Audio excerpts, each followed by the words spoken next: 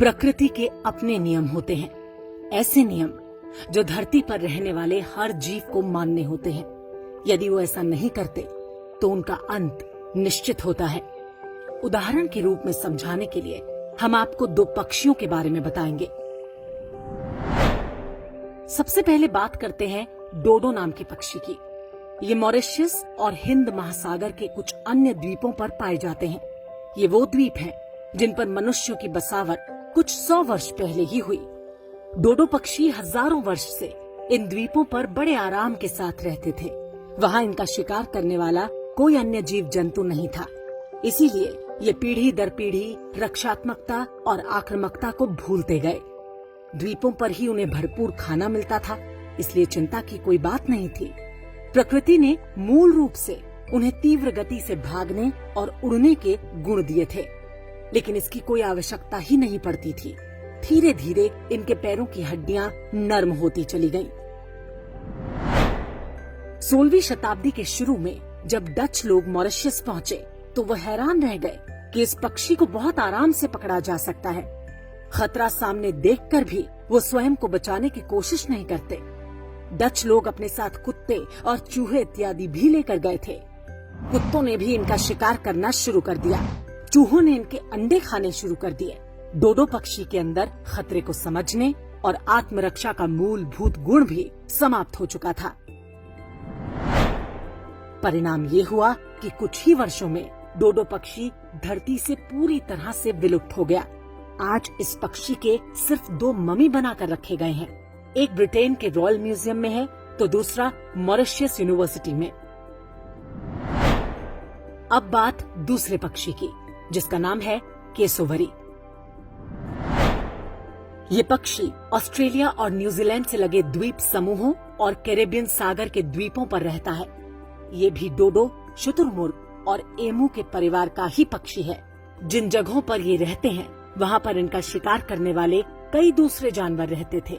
समय के साथ मनुष्यों ने भी इनका शिकार शुरू कर दिया।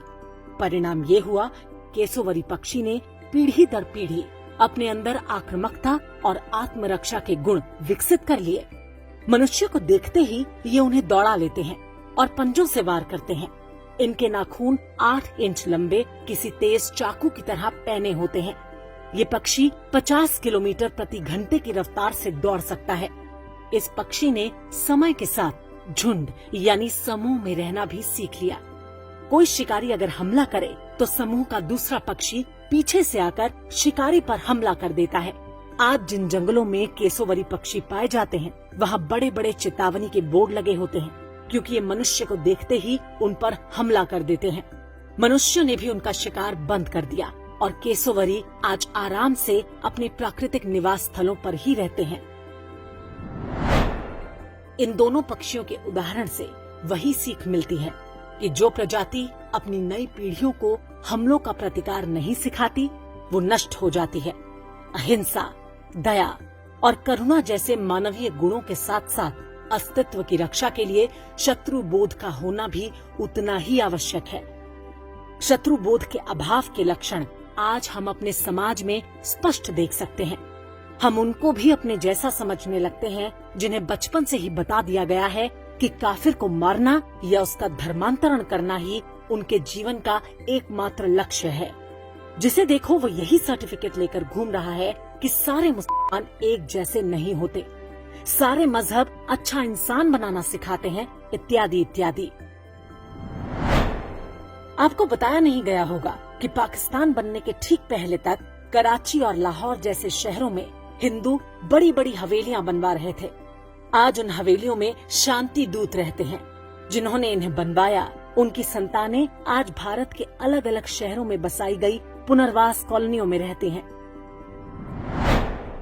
कश्मीर में पंडितों ने भी बड़ी बड़ी हवेलियां बनवाई थी। आज उन हवेलियों में भी शांति दूत रहते हैं। केरल के कासरगोड सहित कुछ जिलों में हिंदुओं की हवेलियां अब मजहब विशेष के काम आ रही हैं। लगभग यही स्थिति बंगाल की है। हिंदुओं की बड़ी जनसंख्या आज डोडो पक्षी बनी हुई है।